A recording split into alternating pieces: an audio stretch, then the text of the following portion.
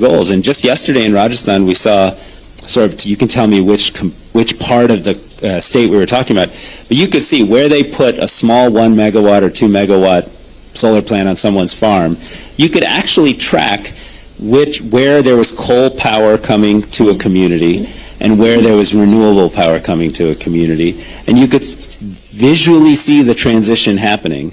And that's not even capturing the fact that the coal power is coming at the middle of the night and the renewable power is available all day long.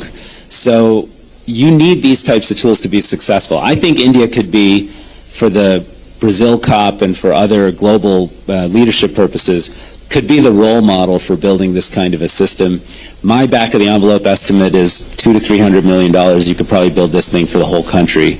And India could be the first emerging economy to have every transformer, every pole, every wire, every generation site totally mapped in a digital twin of its energy system, which would allow the kind of planning and optimization and management that is what I think the world will need in order to meet any reasonable NDC goal. Well, you're starting this off with the government of Rajasthan. The aspiration is to take this to 10 states, and that's what you're hoping to do at this point in time. But what will the pitch be? Because you're going to have to sell this idea to various state governments and, of course, to the central government as well. What will the pitch be?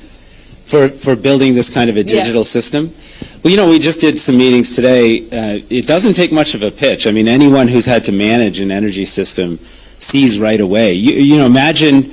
Imagine driving without looking out the window or the windshield. That's what we do today, because if you run a utility and you don't have a system like this, especially if it's for rural communities, you're not actually seeing where your loads are, what your losses are, how you don't know where to optimize loss reduction.